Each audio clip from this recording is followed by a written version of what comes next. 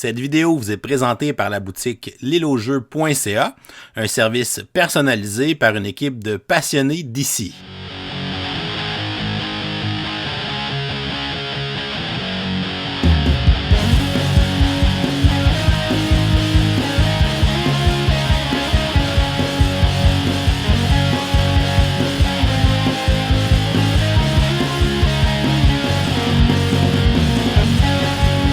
Salut les gamers, bienvenue à Professeur Board Game, je m'appelle David. Aujourd'hui à Board Game 101, je vous présente le jeu Darwin's Journey, un jeu qui a été édité en 2023 par Thundergriff Games après une campagne Kickstarter et plusieurs années d'attente.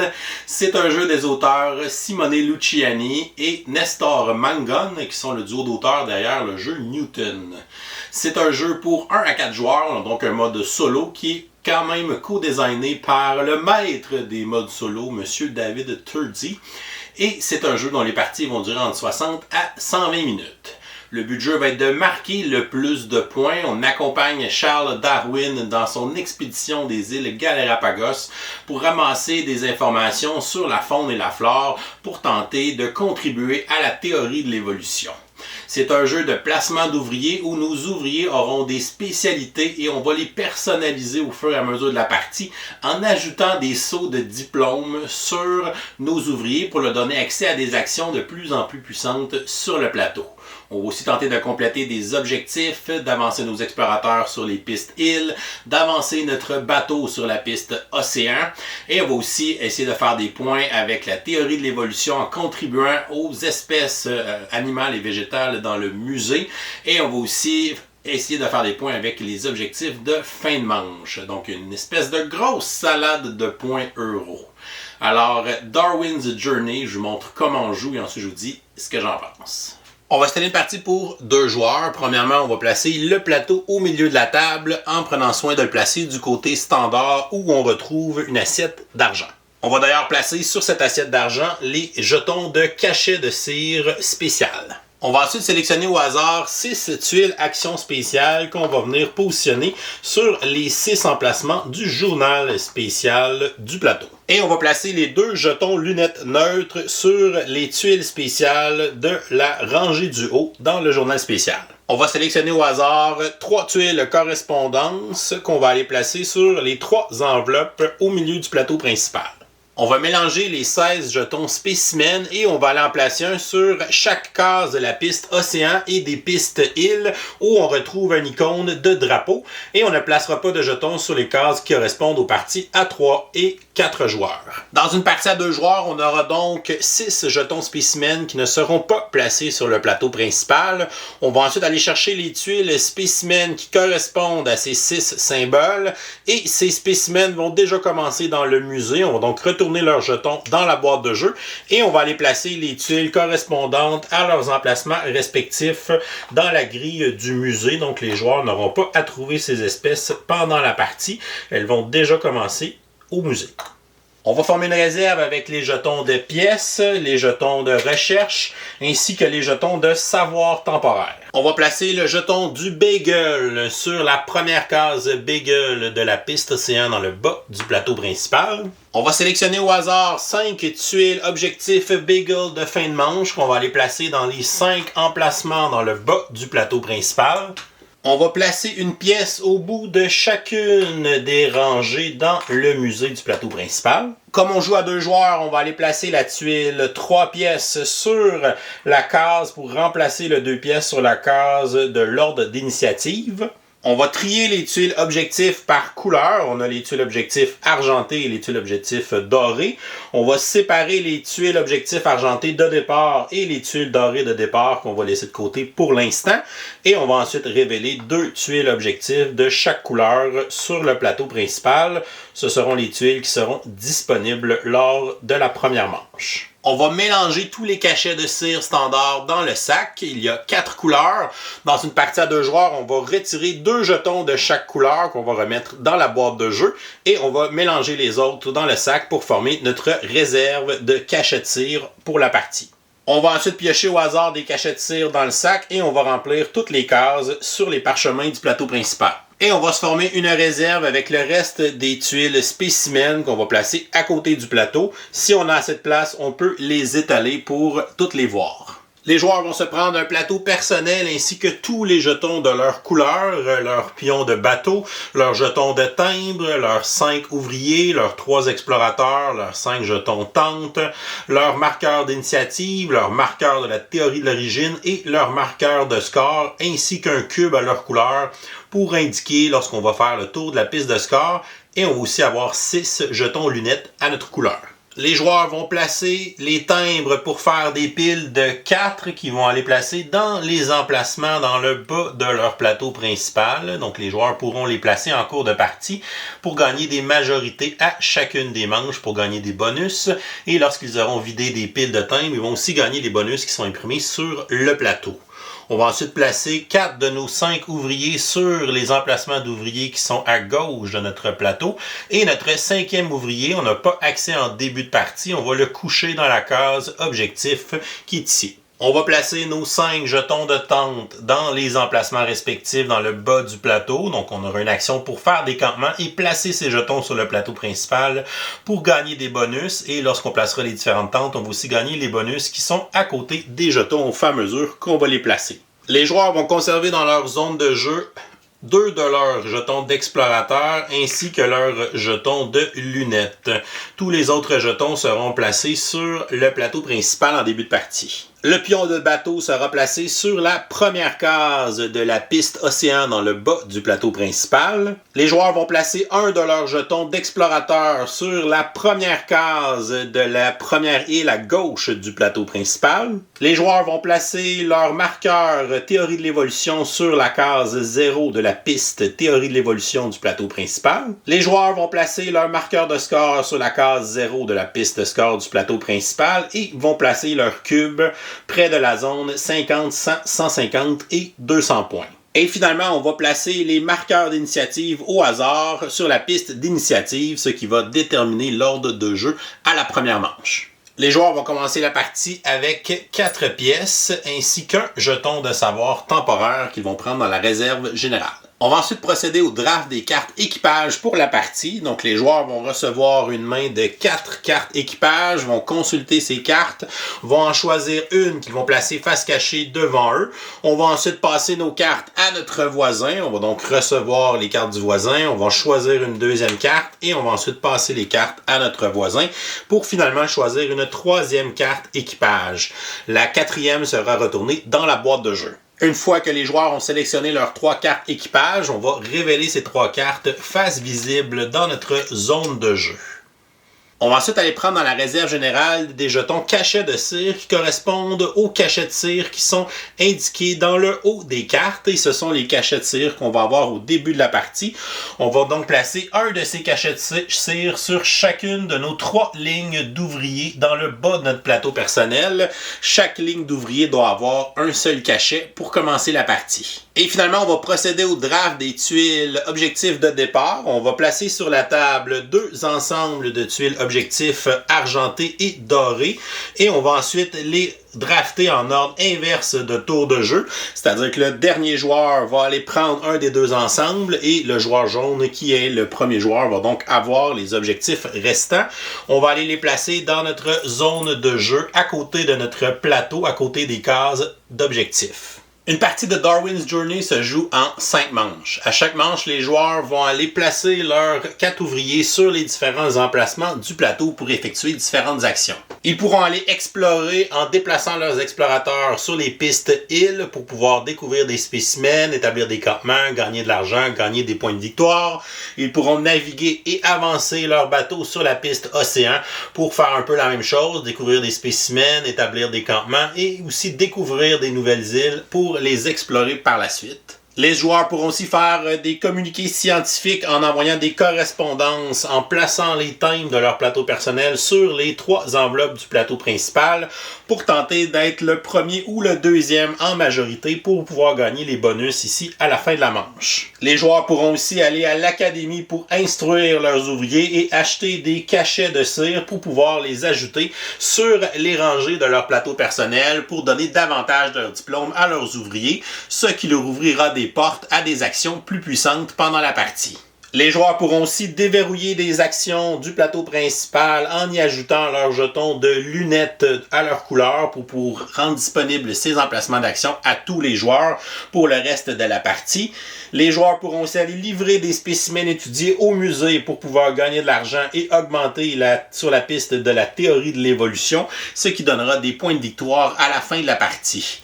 Les joueurs pourront aussi changer l'ordre d'initiative, aller se chercher des nouveaux objectifs qu'ils tenteront d'accomplir pour gagner des bonus immédiats ou permanents. À la fin de chaque manche, les joueurs pourront aussi marquer des points avec les objectifs du Bagel, mais on aura des pénalités de points si jamais notre bateau n'est pas assez avancé par rapport au Bagel, qui est le bateau de Darwin lui-même. À la fin des 5 manches, le joueur qui a cumulé le plus de points sera déclaré vainqueur. Chaque manche se sépare en 4 phases. La première phase est la phase action. C'est là que les joueurs vont jouer à tour de rôle en suivant l'ordre de tour de jeu un de leurs ouvriers qu'ils vont aller placer sur le plateau principal pour effectuer une action. Avant de vous expliquer le fonctionnement des actions, il y a quelques règles de placement d'ouvriers à respecter dans le jeu lorsqu'on veut faire une action. Il existe 3 types d'emplacements d'actions dans le jeu où on peut placer des ouvriers. Premièrement, on a les emplacements qui sont représentés par les loupes circulaires qu'on retrouve principalement dans le haut des journaux principaux du plateau principal. Ce sont des emplacements d'action où on peut avoir n'importe quel nombre d'ouvriers sur ces loupes circulaires et on pourrait même aller faire plusieurs fois cette action avec des ouvriers de notre couleur. Il y a ensuite les emplacements de lunettes qui sont des emplacements où on peut avoir seulement un seul ouvrier à chaque manche sur chaque emplacement de lunettes. Et le troisième type d'emplacement sont des loupes carrées ou rectangulaires qui peuvent aussi accueillir n'importe quel nombre d'ouvriers, peu importe leur couleur. La différence entre les loupes carrées et rectangulaires ainsi que les loupes circulaires, c'est que les emplacements d'action qui ont des loupes carrées ou rectangulaires, les joueurs n'auront pas à payer de pénalité de pièces s'il y a déjà des ouvriers dans cette zone. Alors que pour les emplacements des loupes circulaires ainsi que des lunettes, si je place un ouvrier dans la zone et qu'il y a déjà un ouvrier dans cette zone, on devra payer une pénalité qui dans une partie à 2 joueurs est de 3 pièces. Les zones sont délimitées par les journaux, donc ici tout le journal qui est en haut compte comme une seule zone, tout le journal qui est à côté ici compte comme une seule zone, tout le journal avec les actions spéciales compte comme une zone, et ici pour les 2 actions de lunettes, ça va compter pour une zone aussi. Donc si par exemple mon joueur plaçait un de ses ouvriers à cet emplacement-là, comme il est le premier dans cette zone de journal, il n'a pas à payer de pénalité de pièces, mais le prochain joueur qui voudrait faire une action dans tout ce journal, comme il y a déjà un ouvrier qui est placé, peu importe sa couleur, il doit payer la pénalité de 3 pièces avant de pouvoir placer son ouvrier. Et la dernière chose, c'est que lorsqu'on veut placer un ouvrier à un emplacement d'action, on doit avoir les prérequis selon les cachets de cire qui sont associés à l'ouvrier qu'on veut placer. Il doit répondre aux exigences des cachets de cire qui sont demandés par les actions qui sont sur le plateau. Plus la partie avance, plus on pourra ajouter des cachets de cire dans les 3 rangées pour donner de plus en plus de diplômes à ces 3 ouvriers, ce qui leur donnera accès à plus de cases d'action sur le plateau. Notre 4e ouvrier, lui, ne pourra pas gagner de saut pendant la partie, mais il débute avec un saut spécial qui est considéré comme un joker, qui peut donc remplacer un saut de n'importe quelle des 4 couleurs standards. Et si on réussit à déverrouiller notre 5e ouvrier, lui n'aura aucun saut à ce moment-là pour pouvoir l'utiliser. Lorsqu'on veut placer un ouvrier sur le plateau et qu'on n'a pas les restrictions en cachet de cire, on peut aussi dépenser des jetons de savoir temporaires pour nous donner accès à un saut qu'on ne possède pas pour l'instant, mais le jeton sera défaussé, il est à utilisation unique. Mais certaines actions du plateau principal ne demandent pas de prérequis de saut pour pouvoir les exécuter. Maintenant, regardons le fonctionnement des différentes actions qu'on retrouve sur le plateau principal. On va débuter avec l'action de lunettes. Donc, on peut aller la faire en plaçant un ouvrier sur un des 2 emplacements de lunettes qui sont déjà débloqués en début de partie. Il n'y a pas de prérequis de cachet de tir pour cette action. Donc, je pourrais placer n'importe quel de mes ouvriers sur une des 2 cases qui est encore disponible. Si je suis le premier à aller dans cette zone d'action, je ne paie pas la pénalité de pièces, mais si je suis le 2e joueur à venir me placer, je devrai payer la pénalité de 3 pièces. Avec cette action, on pourra placer un de nos jetons de lunettes à notre couleur sur un des emplacements qui est bloqué au début de la partie pour donner accès à de nouvelles actions pour le reste de la partie. Il y a 2 endroits où on peut déverrouiller des actions avec l'action de lunettes. On a sur le journal spécial, il y a 4 actions qui sont verrouillées en début de partie. Pour aller les déverrouiller, on doit faire l'action de lunettes et payer le coût en pièces qui est indiqué sur les tuiles pour y placer notre jeton lunettes. On peut débloquer n'importe quelle de ces 4 actions dans n'importe quel ordre sur le journal spécial. Alors que pour les journaux qui sont dans le haut du plateau principal, on doit débloquer les actions de haut en bas pour ces actions-là. Donc par exemple, mon joueur pourrait déverrouiller l'emplacement qui est ici en payant 4 pièces de sa réserve et il va ensuite placer un de ses jetons lunettes sur cet emplacement d'action. En plus de le placer sa lunette, il va pouvoir activer immédiatement l'action sans y placer d'ouvrier et sans prendre en compte le prérequis de cachet de tir qui est demandé par cette action. Donc ici, le joueur vert, en plaçant sa lunette, va pouvoir aller faire l'action qui est ici, qui est une action d'exploration de 3. Il pourra donc déplacer un de ses explorateurs de 3 sur une des pistes îles. Et maintenant, cette action est déverrouillée pour le reste de la partie. Tous les joueurs pourront donc utiliser l'emplacement d'action avec un de leurs ouvriers s'ils ont le prérequis de cachet de cire ici, qui est de 2 cachets de cire vert. Si jamais des autres joueurs utilisent une action qui est à notre couleur, à ce moment-là, on va aussi gagner une pièce de la réserve. Donc, si le joueur jaune vient se placer pour faire cette action, le joueur vert va gagner une pièce provenant de la réserve. Maintenant, pour l'action d'académie, je vais aller placer mon ouvrier qui a un cachet de cire rouge, puisque c'est le prérequis demandé par cette action. Je vais placer mon ouvrier sur la loupe circulaire. Comme je suis le premier ouvrier dans ce journal, je n'ai pas à payer la pénalité de 3 pièces et je peux maintenant exécuter mon action d'académie. L'action d'académie de base me permet de m'acheter un seau parmi tous les seaux qui sont disponibles sur les parchemins.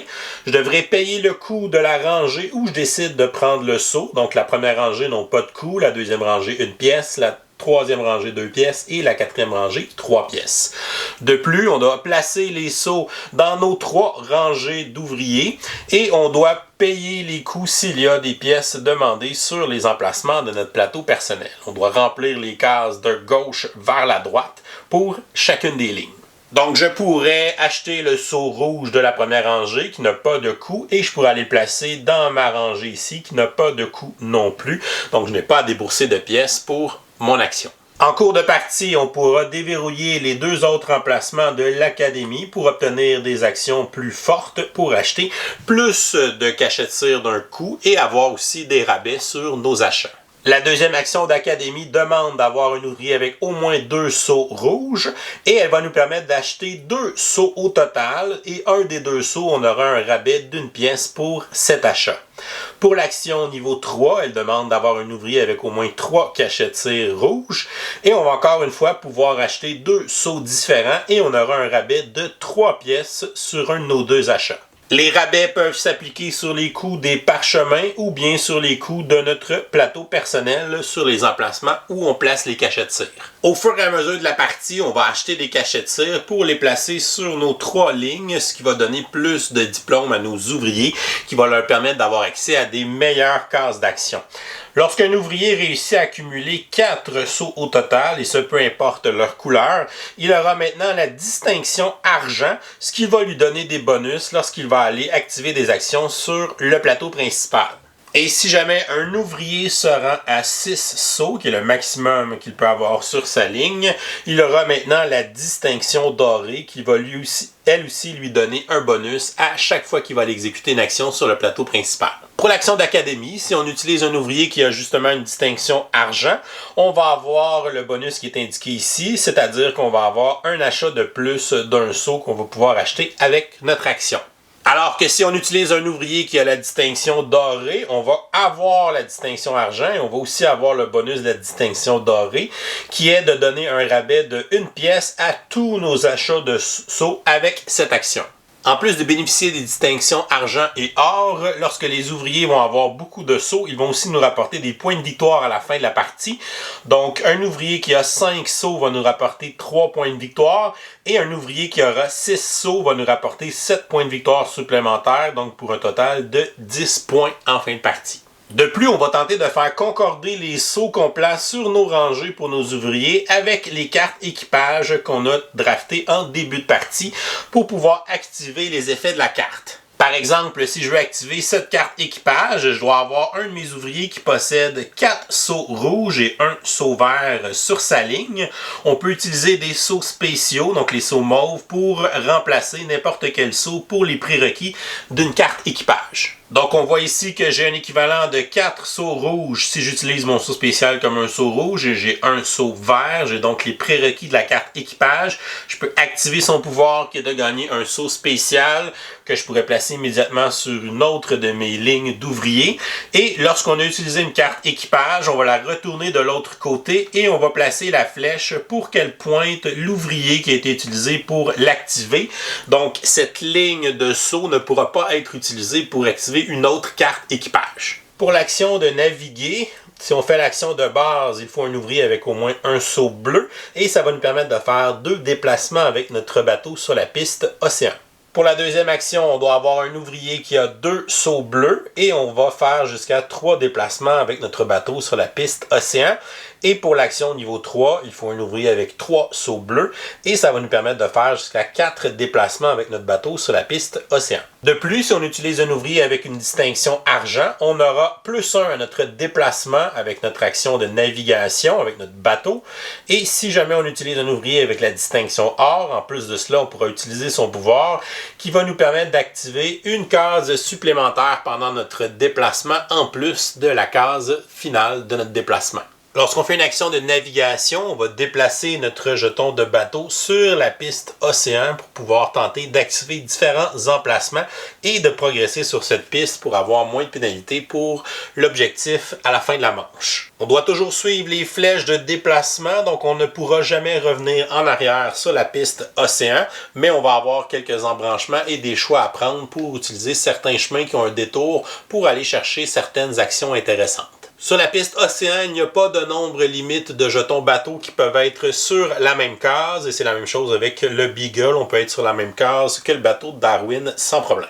Donc, si j'avais une action de navigation qui me donnait 2 déplacements, je pourrais me déplacer de 1 et 2 cases et terminer mon déplacement où il y a un spécimen. Si la case où on termine notre déplacement a une action spéciale, on va activer cette action à ce moment-là. Dans le cas d'un jeton spécimen, on va faire une action de recherche. On va donc aller placer un jeton de recherche sur le spécimen de la tuile qui correspond à l'emplacement de notre plateau. Donc, c'est le petit lézard vert.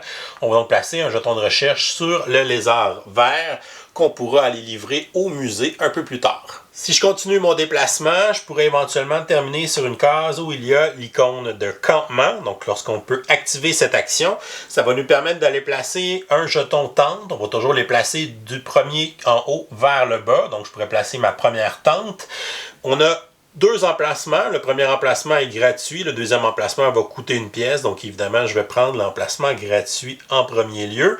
Et je vais ensuite activer l'action où il y a l'emplacement de campement, ce qui va me donner 3 pièces et qui va me permettre de faire l'action d'aller me chercher une tuile objectif. Lorsqu'on place des campements, on va regarder aussi où on a enlevé la tente, s'il y a une action bonus. Il n'y en a pas à la première.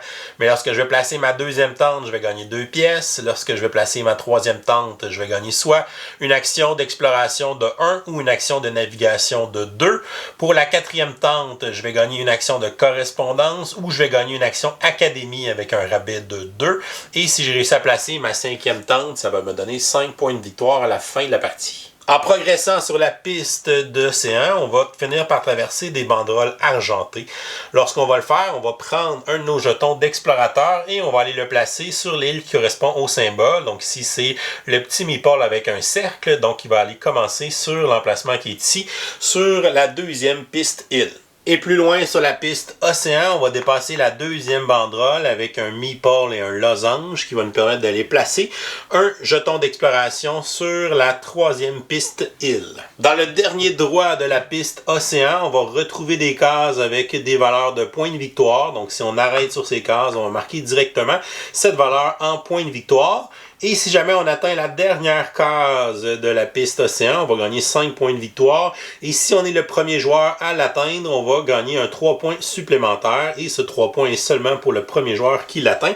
Les autres peuvent seulement marquer 5 points s'ils atteignent aussi cette case. Pour l'action d'exploration, pour la première, on doit avoir un ouvrier qui a au moins un saut vert et ça nous permettra de faire jusqu'à 2 déplacements avec un de nos explorateurs sur une piste île.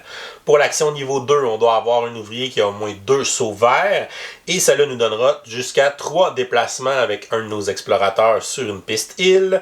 Et l'action niveau 3 demande 3 sauts verts pour notre ouvrier et nous donnera jusqu'à 4 déplacements avec un explorateur sur une des pistes îles. De plus, si on utilise un ouvrier qui a une distinction argent, on va ajouter +1 à notre déplacement avec notre action d'exploration. Et si on utilise un ouvrier avec une distinction or, on pourra activer une case supplémentaire pendant notre déplacement en plus de la case de notre déplacement final.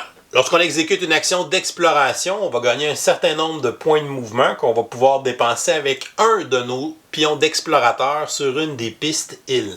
On ne peut pas séparer nos points de mouvement entre plusieurs explorateurs, on doit tous les assigner à un seul de nos pions explorateurs. Toutes les cases des pistes îles, sauf la case de départ ainsi que la case d'arrivée, ne peuvent pas contenir plus d'un explorateur. Et lorsqu'un explorateur se déplace, il ne comptera pas les cases qui sont occupées par ses adversaires, il va donc passer à saute-mouton par-dessus pour son déplacement.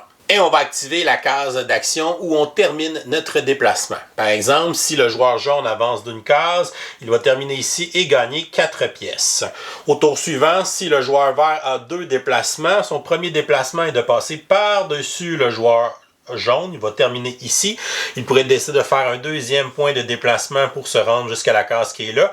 S'il termine son mouvement ici, il va gagner un jeton de savoir temporaire. Et s'il termine sur un jeton spécimen, il va aller placer un jeton de recherche sur ce spécimen sur son plateau personnel. Si un joueur dépasse une banderole dorée, il va gagner les points de victoire qui sont indiqués sur la banderole. Seulement le premier joueur à franchir une banderole va marquer les points. Comme pour la piste océan, on a des emplacements pour y placer des campements. On va pouvoir donc placer des jetons de tente pour gagner les bonus qui sont indiqués sur les cases. Ici, c'est de faire une action de correspondance de valeur 2. Et je vais aussi pouvoir faire le bonus de la tente que je viens de placer sur mon plateau personnel. On a aussi des emplacements qui nous permettent de gagner un objectif, des emplacements qui nous permettent d'avancer sur la piste théorie de l'évolution ici avec l'icône du livre.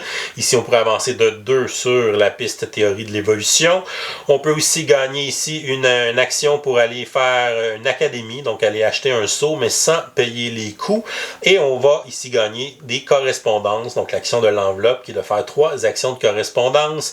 On a des emplacements qui nous donnent des pièces, des emplacements qui nous donnent des points de victoire. Et pour la dernière case d'une piste île, on peut être plusieurs explorateurs à l'atteindre, mais le premier va gagner un bonus de 3 points supplémentaires, alors que les autres vont seulement gagner le 4 points de la case. Pour l'action de correspondance, on doit avoir un ouvrier qui a au moins un saut jaune, donc je pourrais envoyer mon ouvrier qui a un saut spécial pour faire cette action. Comme ce n'est pas le premier ouvrier dans ce journal, je devrais payer une pénalité de 3 pièces pour y placer mon ouvrier. L'action de base nous permet d'aller placer 2 de nos timbres qui proviennent de n'importe quelle de nos 3 piles sur une des enveloppes du plateau principal. Il y a 3 enveloppes au milieu du plateau. On peut placer tous les timbres de notre action sur une seule enveloppe. Donc par exemple, je pourrais placer 2 timbres provenant de cette pile et aller les placer sur l'enveloppe qui est ici. À la fin de la manche, le joueur qui aura le plus de timbres va gagner la première récompense de l'enveloppe et le joueur qui en a le deuxième plus va gagner la deuxième récompense. La deuxième action de correspondance nous demande d'avoir un ouvrier avec au moins 2 sauts jaunes et va nous permettre d'aller placer 3 de nos timbres sur une seule enveloppe. L'action de niveau 3 demande un ouvrier qui a au moins 3 sauts jaunes et va nous permettre d'aller placer 4 timbres sur une seule enveloppe. De plus, si on utilise un ouvrier avec une distinction argent, on va pouvoir placer un timbre supplémentaire avec notre action. Et si on utilise un ouvrier avec la distinction or, on peut séparer nos timbres et les placer sur plusieurs enveloppes. Lorsqu'une pile de timbres est vidée au complet, on va gagner le bonus qui est à côté de la pile de timbres. Donc pour la première, c'est de gagner une action d'exploration de 2. On va donc pouvoir se déplacer de 2 avec un de nos explorateurs. Pour la deuxième pile de timbres, c'est une action d'académie. On va donc pouvoir acheter un saut avec un rabais de 2 pièces sur notre achat. Et pour la troisième pile de timbres, c'est une action de navigation de 2. On pourra donc déplacer notre bateau de 2 sur la piste océan. Plus tard dans la partie, il se peut qu'on fasse une action de correspondance et qu'il n'y ait plus de timbres sur notre plateau personnel.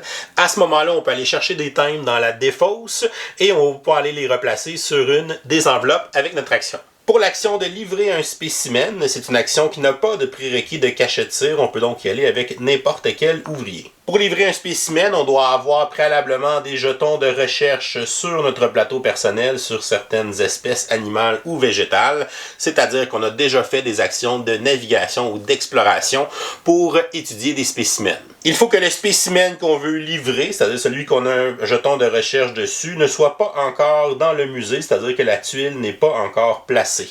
On ne peut pas livrer un spécimen dont la tuile est déjà placée dans le musée. Je pourrais donc livrer mon petit lézard vert ou bien mon oiseau bleu, puisque ce sont deux espèces qui ne sont pas encore présentes dans le musée. Disons que je vais livrer mon lézard vert, je vais donc prendre la tuile et la placer dans le musée sur sa case respective. Si je suis le premier joueur à placer une tuile dans le musée dans une des rangées, je vais aller chercher la pièce bonus qui se trouve au bout de la rangée et la gagner immédiatement. Ensuite, je vais gagner des bonus d'argent et des bonus sur la piste de la théorie de l'évolution selon les icônes qui sont placées dans la rangée et la colonne où je viens de placer ma tuile. Pour chaque emplacement de la rangée qui n'a pas de tuile, on va gagner une pièce. Donc si je gagnerais une pièce, une pièce, une pièce et une pièce, il me fait un total de 4 pièces. Et pour les endroits qui ont déjà une tuile, on voit qu'il y a une icône de livre à la place. Donc on va pouvoir avancer sur la piste théorie de l'évolution. Donc j'ai un livre et 2 livres. Je vais donc avancer de 2 sur la piste théorie de l'évolution. Lorsqu'on fait l'action de livrer un spécimen, on a aussi l'opportunité de livrer un deuxième spécimen en payant une pénalité de 3 pièces. On peut utiliser les pièces gagnées par le premier spécimen pour payer les coûts et en livrer un deuxième. Je vais donc livrer mon oiseau bleu que j'ai ici avec un jeton de recherche. Je vais placer sa tuile dans le musée. Comme c'est la première fois que quelqu'un place une tuile autre que celle de la mise en place dans le musée, je vais gagner la pièce bonus au bout de la rangée. Ensuite, je vais regarder pour la rangée, je vais gagner 2 pièces et pour la colonne, 2 pièces aussi. Je vais donc gagner un total de 4 pièces. Et pour la théorie de l'évolution, j'ai un livre dans la rangée et j'ai un livre dans la colonne. Je vais donc avancer de 2 cases sur la piste théorie de l'évolution. Lorsqu'on lit des spécimens, si jamais on est le joueur qui place une tuile et qui termine une rangée dans le musée, on va aussi gagner un livre supplémentaire. Donc on va avancer d'une case supplémentaire sur la piste théorie de l'évolution lorsqu'on va livrer la dernière tuile d'une rangée. Juste en dessous, on a l'action de rechercher une espèce à partir du musée. C'est une action avec une lunette, donc on peut seulement avoir un ouvrier à chaque manche qui s'y place. Lorsqu'on va faire cette action, on va regarder les tuiles spécimens qui ont été déjà livrées au musée et on va étudier une d'entre elles pour pouvoir la gagner sur notre plateau personnel. Donc je pourrais étudier l'espèce qui est ici. Je vais donc aller placer un jeton de recherche à cet endroit sur mon plateau, ce qui pourrait nous aider à accomplir certains objectifs ou bien les objectifs de fin de manche. Et lorsqu'on fait cette action, on peut aussi payer 3 pièces pour étudier un deuxième spécimen à partir du musée. Donc je pourrais étudier le petit bonsaï juste à côté et aller placer un jeton de recherche sur mon plateau personnel. Pour l'action de modifier l'ordre de tour, il n'y a pas de prérequis de cachet de tir. On peut donc appliquer cette action avec n'importe quel ouvrier. Et lorsqu'on va placer un ouvrier, on va le laisser sur la loupe rectangulaire et le placer le plus à gauche possible. Lorsqu'on exécute cette action, on va gagner 3 pièces dans une partie à 2 joueurs, ou bien on va gagner 2 pièces dans les parties à 3 ou 4 joueurs. Et on va laisser notre ouvrier là. On va remanier l'ordre d'initiative à la fin de la manche, selon l'ordre des ouvriers qui auront été placés sur cette action. Pour l'action de recevoir un objectif, il n'y a pas de prérequis de cachet de tir. On peut donc placer n'importe quel ouvrier sur cet emplacement. Lorsqu'on va le faire, on va gagner immédiatement 2 pièces de la réserve générale et on peut se choisir une tuile objectif parmi celles qui sont disponibles sur le plateau et on va pouvoir la placer dans notre zone de jeu. Lorsqu'un joueur gagne une tuile objectif, il peut la placer dans sa réserve à côté de son plateau s'il n'a pas déjà 2 tuiles dans sa réserve. Comme c'est le cas pour notre joueur, il a encore ces 2 tuiles objectifs de départ et il vient d'en gagner une 3e. À ce moment-là, il devra la placer immédiatement dans un des emplacements qui correspond à la couleur de l'objectif. Donc la première rangée pour les objectifs argentés et la deuxième pour les objectifs dorés. Donc ici, j'ai gagné un objectif argenté. Je pourrais décider de le placer à cet endroit-là. Pendant la partie, les joueurs vont tenter d'accomplir les tuiles objectifs qu'ils vont ramasser pour les placer sur les bonus de leur plateau personnel pour les activer. Cela leur donnera des bonus immédiats ou bien des bonus permanents pour le reste de la partie. Pour accomplir une tuile objectif, on doit avoir ce qui est demandé sur la tuile. On n'aura pas besoin de le dépenser, c'est seulement un prérequis. Si le joueur a ce qui est sur la tuile, à ce moment-là, il peut réclamer l'objectif immédiatement. Par exemple, pour l'objectif que j'ai placé, si j'ai 2 seaux rouges dans mon plateau personnel, peu importe où ils sont, donc je pourrais acheter des seaux et éventuellement avoir 2 seaux rouges. Les seaux spéciaux mauves ne comptent pas pour pouvoir remplir la condition d'un objectif. Il faut vraiment 2 seaux rouges. Ils ne sont pas obligés d'être sur le même ouvrier tant qu'ils sont sur notre plateau personnel. Et on doit avoir étudié une espèce jaune, donc si j'ai un jeton recherche sur n'importe quelle des espèces jaunes de mon plateau personnel, j'atteins maintenant les conditions de cet objectif. Comme c'était un objectif qui était déjà placé sur mon plateau, quand je vais l'accomplir, je ne peux pas le changer de place, donc je vais simplement le retourner de l'autre côté pour dire que je viens de l'accomplir et je vais gagner la récompense qui est associée à cet objectif. Celui-ci me permet d'aller rechercher une espèce immédiatement qui se trouve sur une des îles où j'ai un explorateur. Donc je pourrais par exemple découvrir l'oiseau bleu qui est sur la première piste île. J'ai déjà les 2 seaux rouges pour cet objectif doré. L'autre, c'est d'avoir rattrapé au moins le bateau de Darwin sur la piste océan. Disons que c'est fait. Donc, je peux accomplir cet objectif. Si je veux le placer sur une des 2 cases dorées où il y a un coût en pièces, je dois payer les pièces pour pouvoir y placer cette tuile. Donc, je pourrais payer 3 pièces, par exemple, pour placer mon objectif et l'accomplir sur l'emplacement qui est ici, qui me donne un seau mauve que je vais gagner immédiatement et que je vais placer sans payer les pénalités. Donc, je pourrais placer un seau mauve sur cet ouvrier. Maintenant que j'ai seulement un objectif dans ma réserve, si je gagne une nouvelle tuile objectif, je vais pouvoir la laisser à côté de mon plateau, ce qui va me permettre d'avoir plus de flexibilité lorsque je vais l'accomplir pour décider où je vais le placer. Dans notre réserve, on peut avoir un maximum de 2 tuiles et ce, peu importe leur couleur. Ça peut être 2 tuiles argentées, 2 tuiles dorées ou une de chaque. Pour les pouvoirs des autres emplacements d'objectifs, donc pour le premier objectif argenté, on va réactiver une de nos tentes sur le plateau principal. Donc on va réactiver l'effet du campement comme si on venait de placer la tente. Pour celui-ci, on ne paiera plus les pénalités de pièces sur le parchemin lorsqu'on va acheter des seaux avec l'action d'académie. Pour celle-ci, on a fait, c'est de rechercher une espèce. Pour celui-ci, c'est qu'on va avoir un multiplicateur supplémentaire sur la piste théorie de l'évolution à la fin de la partie. Et pour l'emplacement qui est ici, il va donner 5 points de victoire. Les autres emplacements vont aussi nous donner quelques points de victoire en fin de partie. Pour les emplacements dorés, l'emplacement qui coûte 5 pièces va nous permettre de déverrouiller notre 5e ouvrier qu'on va placer maintenant debout et on pourra l'utiliser à partir de ce moment pour faire des actions. C'est un ouvrier qui n'aura jamais de seau de cachette cire, donc il n'y a pas de rangée, il n'a même pas de seau pour commencer. Donc on peut le placer sur des emplacements qui n'ont pas de prérequis de cachette cire ou bien on peut l'utiliser en dépensant des jetons de savoir temporaires pour lui donner un cachet de cire pour aller sur un endroit qui en demande. L'emplacement qui est ici me donnait un cachet de cire spécial. L'emplacement qui est là va diminuer la pénalité de 1 lorsqu'on place des ouvriers dans une zone où il y en a déjà. Donc normalement dans notre partie à 2 joueurs, on a une pénalité de 3 pièces lorsqu'on place un ouvrier dans une zone qui en a déjà. Si j'ai réussi cet objectif, ça va diminuer à 2 pièces. Pour le prochain objectif, on va avoir un maximum d'une pénalité de 2 lorsqu'on va réclamer l'objectif de fin de manche si notre bateau est trop en retard sur celui de Darwin. Et la dernière case va me donner simplement 8 points de victoire. Et si j'accomplis les 2 objectifs, donc le doré et argenté à la fin de mon plateau, je vais aussi avoir un bonus de 4 points supplémentaires en fin de partie. Et à chaque partie, on aura 6 actions spéciales qui seront déterminées par les tuiles spéciales qu'on aura piochées au hasard. Donc regardons le fonctionnement de certaines d'entre elles. Ce sont des actions qui demandent beaucoup de sauts de différentes couleurs pour pouvoir faire ces actions qui sont généralement très puissantes. Pour cette action, on doit avoir 2 seaux rouges et un seau bleu et ça va nous permettre de gagner un seau spécial mauve et le placer sans payer les pénalités de pièces.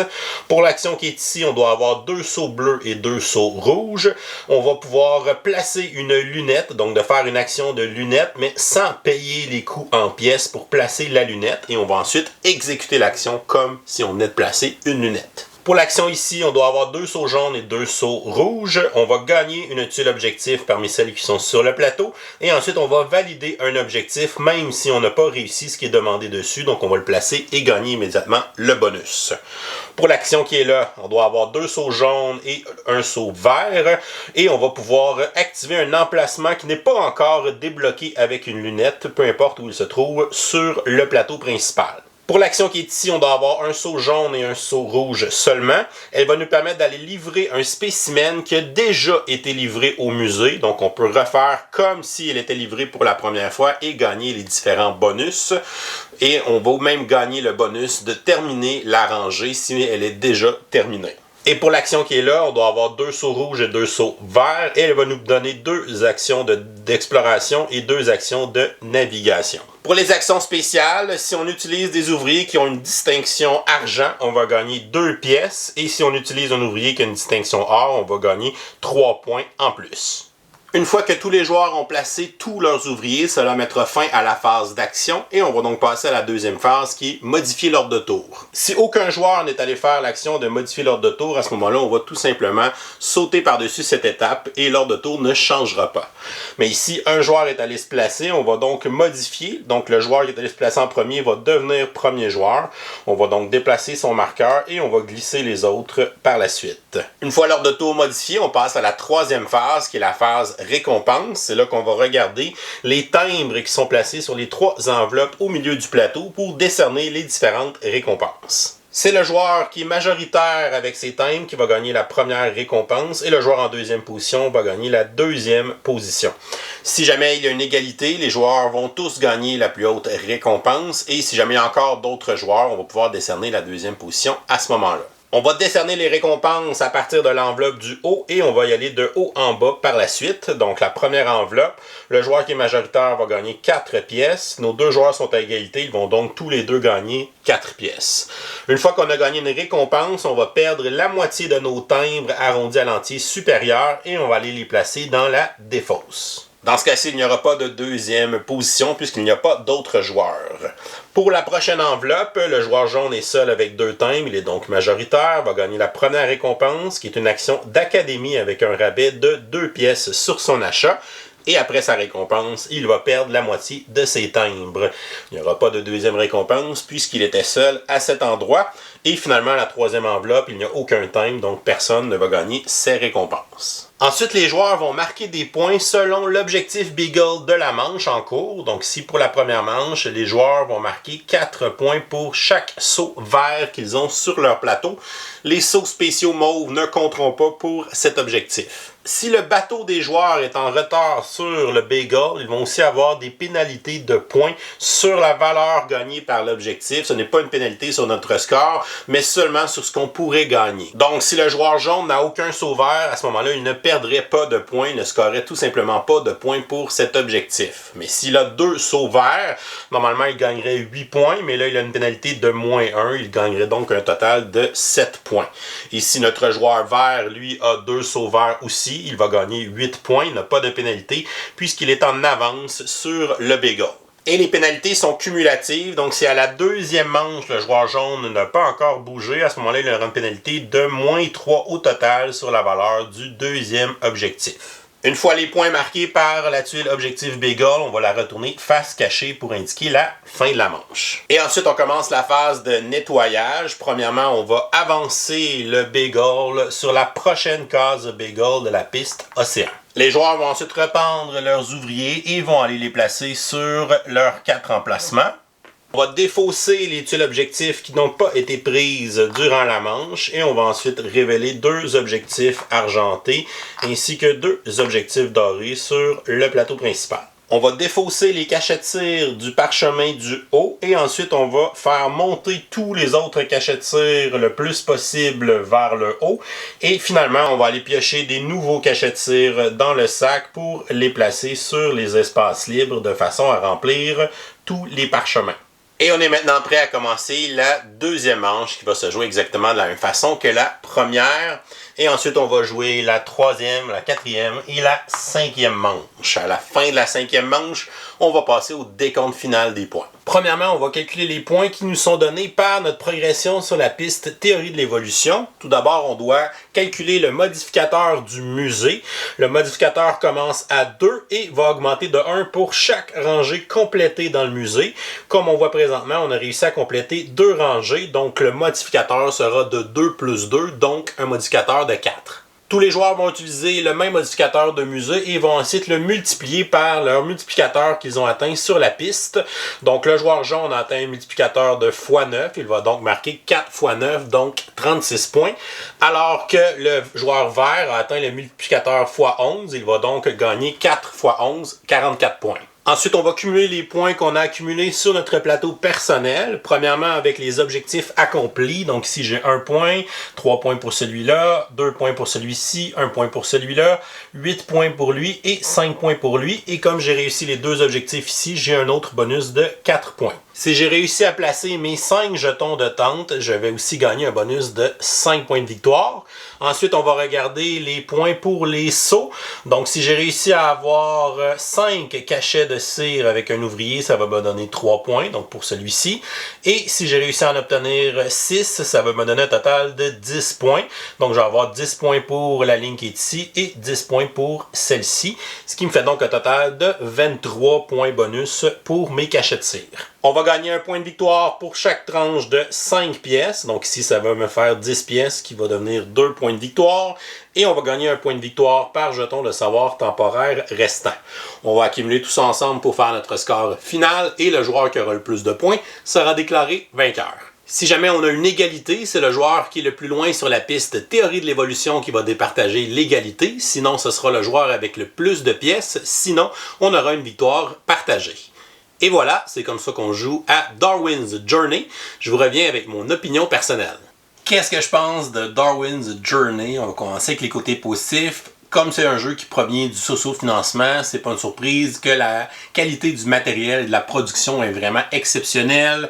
On a des beaux plateaux de joueurs double couche pour insérer nos choses. La qualité aussi du matériel, le carton super épais, plein de pièces en bois qui sont personnalisées. Les cartes aussi, la qualité des cartes, les illustrations dans le jeu. Je trouve que le jeu est magnifique. Le plateau, il a l'air d'avoir beaucoup de choses dessus. Il est très bien fonctionnel aussi. Donc, il n'est pas trop chargé par tout le matériel puis le visuel qu'on a mis dessus. Fait qu'on s'y retrouve quand même bien. Donc, le jeu a été bien pensé en plus d'avoir une superbe production. J'ai la version de luxe avec les petits cachets de cire en caoutchouc au lieu de ceux en carton. J'ai les pièces de métal aussi.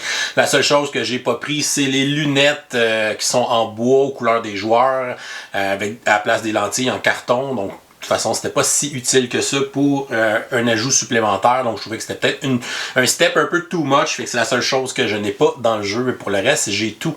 La première chose qui m'a surpris dans le jeu, c'est quand je l'ai reçu, c'est qu'il y avait 2 livrets d'instructions.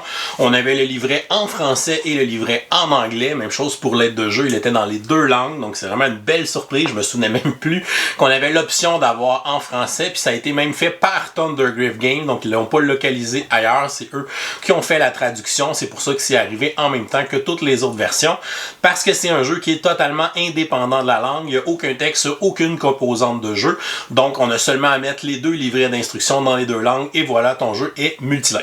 La structure du livre de règles, elle est aussi parfaite. On a vraiment un ordre logique. On nous explique le jeu de façon organisée, de façon simple à prendre en main.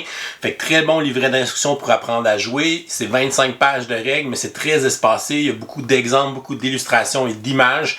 Donc, c'est un 25 pages qui se prend vraiment bien en main. Puis la lecture est assez facile à faire. On a même mis un aide de jeu qui est une espèce de petit menu comme ça.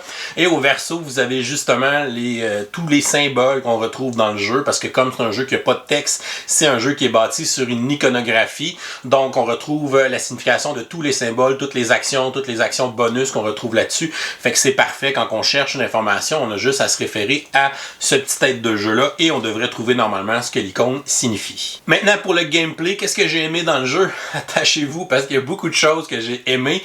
Premièrement, la twist du placement d'ouvriers dans ce jeu-là, c'est qu'on t'offre la possibilité de personnaliser tes ouvriers. Donc, tu vas acheter des cachets de tir pour pouvoir les appliquer à tes lignes d'ouvriers pour leur donner plus de diplômes, plus de formation, ce qui va leur donner accès à des meilleures actions dans le jeu. Donc c'est vraiment une dynamique qui est super intéressante de personnaliser ses ouvriers, de se dépêcher à faire un ouvrier qui va justement avoir une distinction argent, comme ça quand je vais l'utiliser, je vais déjà avoir un bonus, puis éventuellement avec la distinction or, je vais avoir un autre bonus quand je vais l'utiliser pour faire des actions. Fait que ce côté-là est super intéressant de jongler entre l'évolution de nos ouvriers. Des fois, je vais m'en garder un qui n'a pas beaucoup de diplômes parce que justement, je vais l'utiliser quand je vais aller faire des actions comme aller au musée ou aller chercher l'initiative, aller chercher un objectif, qui sont des actions que tu n'as pas besoin d'avoir de cachet de cire. Donc, tu peux utiliser un ouvrier qui est moins formé. Même chose pour le 5e ouvrier. Il n'est pas indispensable dans le jeu, on est loin de là. Mais quand on l'a, c'est le fun parce que justement, on peut l'utiliser pour faire ces actions-là et pas gaspiller nos super ouvriers qui ont plein de cachets de tir, qui eux, on veut les utiliser quand on fait des actions pour avoir les bonus des distinctions et profiter évidemment d'actions plus puissantes. J'aime aussi le fait que les actions se débarrent au fur et à mesure de la partie. Ça me fait un peu penser à Lords of Waterdeep. Donc, c'est les joueurs qui vont aller faire l'action de lunettes pour aller mettre des lunettes sur les endroits et débloquer de nouvelles actions. Pour les actions principales, c'est juste des actions de plus en plus fortes, mais on doit avoir de plus en plus de cachets de tir pour avoir accès à ces actions-là. Et pour les actions spéciales, c'est des actions super le fun aussi. Donc éventuellement, on va les débloquer en cours de partie. Puis j'aime beaucoup l'incitatif à faire cette action-là, c'est-à-dire que quand tu vas placer une lunette, tu vas aussi exécuter cette action-là immédiatement, même sans ouvrier, même sans restriction. Donc ça devient intéressant pour le joueur. Ça devient donner une bonne motivation d'aller débloquer une action. Et en plus de cela, si on sait qu'on débloque une action, à chaque fois que nos adversaires vont aller faire cette action-là dans la partie, on va aussi générer des pièces, ce qui est toujours intéressant. Donc vraiment une belle dynamique pour toute la progression du plateau puis la façon dont on va déverrouiller les actions. L'autre élément que j'ai bien aimé et que je ne m'attendais pas à voir dans ce jeu-là, c'est l'effet de combo qu'on peut créer avec nos actions pour enchaîner plusieurs actions dans le même tour de jeu. Ça me fait beaucoup penser à Tile Tom qui était du même auteur. Donc cette sensation-là de comboage est vraiment très présente puis super intéressante. Par exemple, je pourrais faire l'action d'aller mettre une lunette et là en mettant ma lunette, je vais débloquer une action d'exploration. Maintenant, mon action d'exploration va me permettre d'avancer un explorateur. L'explorateur, je vais arrêter sur une case où je mets un campement. En mettant un campement, je vais déverrouiller une action qui va me permettre d'aller chercher un objectif. Et comme j'ai libéré un campement, je vais aussi gagner une action bonus qui va me permettre d'aller m'acheter un cachet de tir. Fait que là, je viens de faire une espèce de cascade d'actions qui me permet de faire 5 actions dans le même tour de jeu. Fait qu'il y a vraiment un timing à développer pour faire ces gros tours de jeu-là qui sont hyper satisfaisants quand on va réussir à le faire. Donc vraiment, le sentiment de comboer plusieurs actions, c'est toujours le fun dans ce type de jeu-là. J'aime beaucoup aussi le système d'objectifs, comment il fonctionne. On a les objectifs personnels qu'on va tenter d'accomplir ou d'avoir les prérequis des objectifs. C'est le fun aussi parce qu'on ne dépense pas ce qui est demandé par l'objectif. Il faut juste l'atteindre pour pouvoir réclamer l'objectif. Et quand tu réclames un objectif, c'est le fun parce que tu vas le placer sur ton plateau personnel. Tu vas pouvoir gagner soit un pouvoir immédiat ou un pouvoir permanent pour le reste de la partie. Fait que ça donne une belle flexibilité aux joueurs d'avoir un effet de développement avec les objectifs puis quel pouvoir on va décider d'aller déverrouiller. Donc ça, très satisfaisant encore une fois pour la progression dans le jeu. On a une certaine tension dans le jeu, notamment avec les pistes îles où on va déplacer nos explorateurs, comme on peut seulement être une personne sur chaque case. Des fois, on va avoir le timing d'aller à une case qui va nous permettre de déclencher une cascade d'action. Mais là, si le joueur avant nous va sur cette case-là, notre cascade d'action ne fonctionne plus. Fait qu'il y a quand même une certaine tension, comment on va être positionné sur ces pistes-là par rapport aux autres joueurs pour tenter d'aller tirer notre épingle du jeu. Et il y a aussi une certaine tension au niveau du musée. Donc, d'être celui qui va aller livrer les espèces au musée, c'est super bon. C'est une façon de faire beaucoup de pièces en début de partie. Puis à la fin de la partie, c'est une façon aussi d'avancer beaucoup sur la piste théorie de l'évolution qui peut nous donner beaucoup de points de victoire en fin de partie parce que c'est un multiplicateur. Et on a intérêt, si on est en avance sur cette piste-là, on a un intérêt à vouloir finir le plus de lignes possible dans le musée pour bénéficier de cet avantage de points de victoire à la fin de la partie. Fait que c'est un esprit, c'est un bout de jeu un peu collaboratif, mais on est aussi en compétition parce que c'est évidemment les premières personnes qui vont réussir à les livrer, qui vont livrer les spécimens, qui vont avoir ces bonus-là. Fait qu'on a une petite tension dans cette course-là aussi. C'est aussi le fun, l'objectif de fin de manche. Donc, on peut planifier un peu d'avance parce qu'on connaît les objectifs à la fin de la manche de chaque manche pendant la partie. Fait qu'on peut planifier. On sait que telle sorte d'espèce, c'est bon. Ou d'essayer de vider mes espaces de time, c'est bon parce que c'est l'objectif de la dernière manche. Fait que je vais éventuellement travailler là-dessus pour essayer de maximiser mes points avec ça. Il y a aussi le fait qu'on va être tenté d'avancer notre bateau pour pas avoir trop de pénalités sur l'objectif de la manche.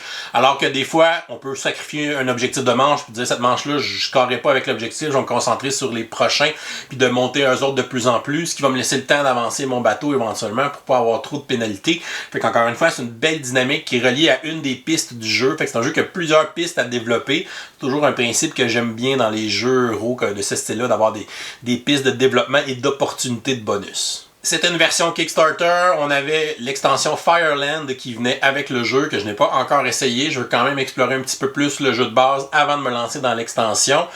On a aussi 5 extensions, mini-extensions, qui sont des modules qu'on peut ajouter. J'ai pas encore touché à ça. Fait que j'ai quand même beaucoup de matériel pour continuer à explorer puis à modifier un petit peu mes parties. Pour les gens qui aiment des mises en place variables, ce jeu-là a beaucoup de choses qui vont changer d'une partie à l'autre, dans le sens que les 6 actions spéciales vont être différentes, ça ne sera pas nécessairement les mêmes, il y en a au moins une 12-15 de tuiles différentes, fait qu'on n'aura pas les mêmes sets d'actions spéciales à chaque partie. Les objectifs de fin de manche aussi vont changer, ça ne sera pas les mêmes, ça ne sera pas dans le même ordre, les spécimens ne seront pas placés à la même place aussi. On n'aura pas nécessairement les mêmes enveloppes, on en met seulement 3, puis ça aussi, il en existe plusieurs, il y en a au moins 7-8 des enveloppes différentes. Donc ça fait beaucoup de variété dans la mise en place du jeu pour avoir un feeling un peu différent d'une partie à l'autre. On a aussi un mode solo dans le jeu, je ne l'ai pas essayé. C'est un mode solo qui a été développé par Nestor Mangon, qui est un des 2 auteurs, avec David Turczi, le grand maître des modes solo. Donc sachez que c'est un mode solo de David Turczi, donc c'est un mode solo qui va un peu simuler un adversaire, mais qui va quand même être un peu lourd à apprendre et à gérer la première fois peut-être, mais que de partie en partie, vous allez vous améliorer avec celui-ci, puis qui va vous donner une bonne sensation pour une partie solo. Pour les côtés négatifs, c'est cool d'avoir une mise en place qui est différente à chaque partie, mais ça fait que c'est une mise en place qui est longue à déployer, donc le temps de mise en place du jeu est quand même long. On a des inserts dans le jeu qui sont corrects et sans plus. Des inserts dans lesquels il faut ranger toutes les tuiles, tous les matériels à leurs bons emplacements. Donc c'est pas un insert qui accélère nécessairement beaucoup le temps de mise en place ou de rangement, parce que c'est quand même long tout ranger dans ces petits espaces-là, tout de la façon qu'ils sont organisés. Fait que je dirais un insert qui est correct, mais qui n'est pas nécessairement optimal pour nous faire sauver beaucoup de temps. J'aurais aimé qu'on nous fasse un aide de jeu avec les différentes phases de jeu, surtout pour la phase de nettoyage à la fin, donc de voir qu'est-ce qui se fait dans quel ordre pour rien oublier, tout ça. C'est des petits détails des fois qui me sortent un peu de la tête pendant une partie, parce qu'il y a quand même beaucoup de règles à savoir puis beaucoup de choses à réfléchir, à penser dans notre planification et comment on joue, qu'on oublie un petit peu ces petites étapes-là. Fait que ça aurait été facile de faire une petite carte aide de jeu qu'on puisse suivre ça à la fin de chaque manche, et voilà, c'est tout. Donc ça aurait été un petit ajout intéressant. Et probablement la chose que j'aime le moins dans le jeu, c'est la pénalité de placement pour les ouvriers.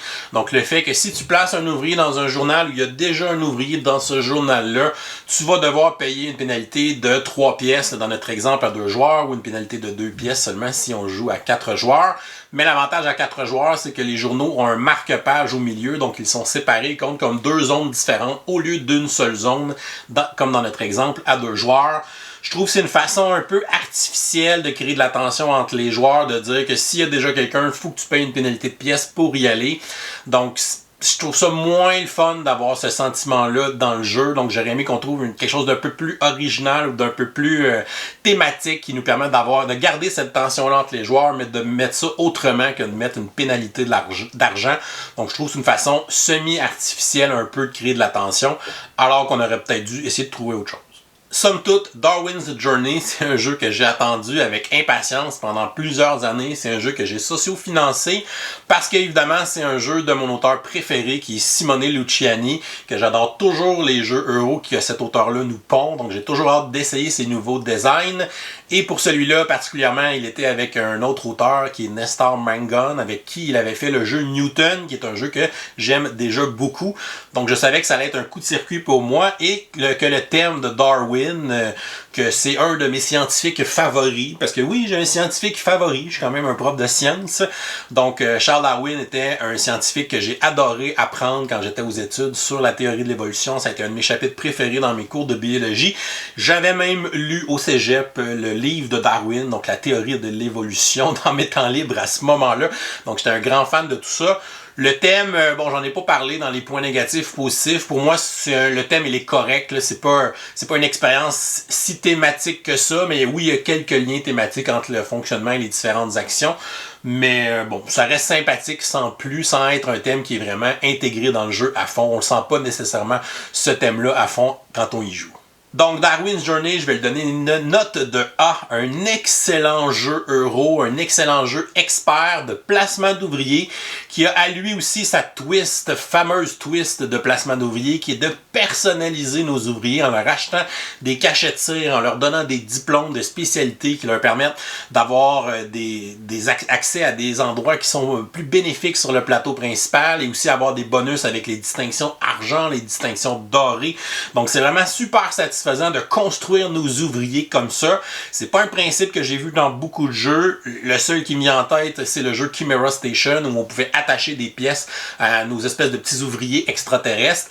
Donc dans celui-là, on retrouve le même principe, mais on l'a poussé un peu plus avec justement le système de cachet de tir et tout ce que ça peut nous donner. La façon dont le plateau progresse, j'adore ça. J'adore la façon dont on peut faire des combos d'actions, des cascades d'actions qu'on peut réaliser aussi qui sont très satisfaisantes, qui font une espèce d'effet de combo. Donc c'est vraiment une très belle réussite ce jeu-là. C'est un jeu qui a quand même beaucoup de règles, beaucoup de façons de faire des points, beaucoup de choses qui se passent. Mais c'est un jeu que quand on y plonge, c'est super satisfaisant et c'est une très belle expérience de jeu pour un jeu euro. J'ai vraiment adoré sur toute la ligne. J'ai évidemment ma copie parce que j'étais un supporter de la campagne Kickstarter. Donc la version magasin devrait arriver dans quelques semaines, mois. On n'a pas de date encore à vous donner. Je ne sais pas si le livret français va être disponible dans la version magasin ou pas. Donc je n'ai pas non plus cette information-là. Donc ça sera à confirmer éventuellement avec vos boutiques. Je pense qu'elles ont accès à des précommandes présentement. Donc vous pouvez regarder avec vos boutiques si ça va être disponible en langue française. Donc, et voilà, c'est tout pour aujourd'hui. Si vous n'êtes pas encore abonné à la chaîne, vous pouvez le faire en cliquant notre petit bonhomme ici en bas de l'écran. Sinon, vous pouvez nous suivre sur Facebook, Twitter ou Instagram à Professeur Board Game. Si vous aimez les vidéos qu'on fait, vous pouvez nous supporter sur notre campagne Patreon qui vous donne accès à notre serveur Discord. Et je vous souhaite à tous une excellente fin de journée et continuez de gamer.